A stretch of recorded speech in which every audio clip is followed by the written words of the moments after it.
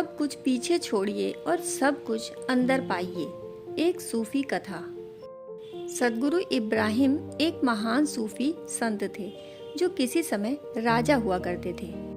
एक बार इब्राहिम मक्का की यात्रा कर रहे थे। उनके पास ऊँटों का बड़ा काफिला था और नौकरों चाकरों का बड़ा दल था। एक रेगिस्तान में जितनी भी विलासिता संभव थी, उनके साथ वे बहुत विलासी तरीके से यात्रा कर रहे थे। उनके तंबू बहुत ही आलीशान थे, जिसके खूंटे भी सोने के थे। जो कुछ भी सोने से गुथा हुआ मढ़ा हुआ हो सकता था, वह सब कुछ वैसा ही था, सोने का। उनके कपड़े भी सबसे ज्यादा महंगे शानदार थे। एक अन्य सूफी जो इधर उधर भटकने वाले दरवेश थे, उधर से गुजरे और इतने भव्य विलासी जीवन को देखकर सोचने लगे, ये आध्यात्मिक व्यक्ति नहीं हो सकते। जब उन्हें इब्राहिम से मिलने का मौका मिला तो उन्हें डांटते हुए बोले, आप कैसे सूफी हैं? आप अब भी अपनी सांसारिक संपत्ति को पकड़े हुए हैं, सोने के खूंटे भी। इब्राहिम ने बस सिर हिलाया और कहा, आप थोड़ा आराम कीजिए। रात में वे दोनों जब मिले तो इब्राहिम बोले, कल सुबह जल्दी ही हम मक्का की ओर पैदल जाएंगे। दरवेश ने कहा, ठीक है, मैं भी वहीं जा रहा हूँ। वे सुबह जल्दी उठे और साथ साथ चल पड़े। कुछ घंटों तक रेगिस्तान में चलने के बाद दरवेश को अचानक याद आया कि वे अपना भीख का कटोरा तो वहीं भूल आए थे जहाँ वे सोए थे।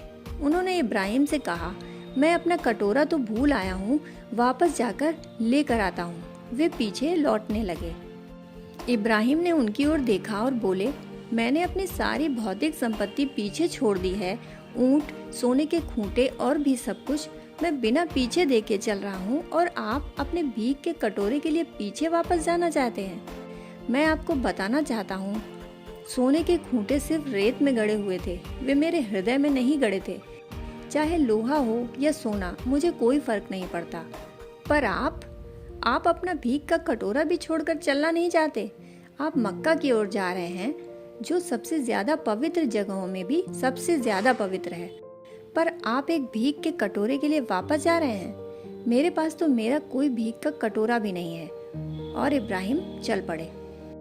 हमारे पास क्या है और क्या नहीं, हम क्या खाते हैं, क्या पहनते हैं या कैसे रहते हैं, इन सब से यह निश्चित नहीं होना चाहिए कि हम अपने अंदर से कैसे हैं। बाहर से हम जैसे चाहे रह सकते हैं, लेकिन महत्वपूर्ण यह है कि हम अपने आप को अंदर से कैसे रखते हैं।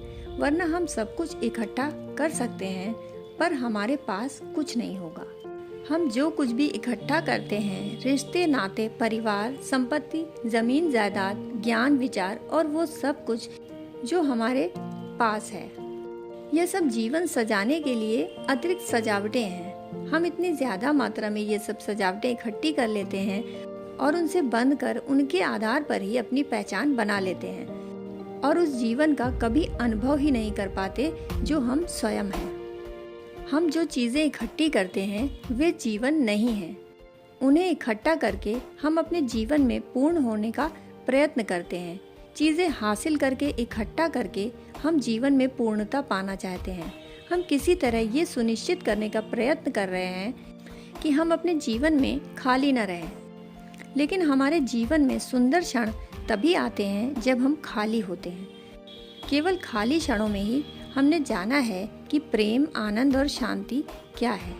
लेकिन तर्क की दृष्टि से, मानसिक रूप से हम ये सोचते हैं कि हम खालीपन बिल्कुल ही नहीं चाहते। अधिकतर समय हमारे मन में कोई भी विचार नहीं होता। अगर हम पूर्णतः खाली हों तो हम देखेंगे कि सारा अस्तित्व हम में समा जाता है।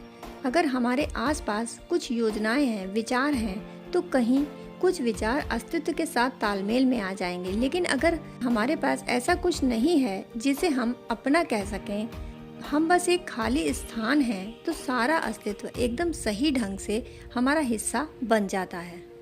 अगर हम पूर्णतः खाली हो जाते हैं तो हम कोई भी चीज़ इसलिए इकट्ठा नहीं करेंगे कि बस हम इकट्ठा करना ही चाहते हैं। हमारे पास जो भी है उसका हम पूरा आनंद लेंगे, और यदि वह सब नहीं है तो उसके ना होने का भी आनंद लेंगे। दोस्तों, कहानी सुनने के लिए आपका बहुत बहुत आभार।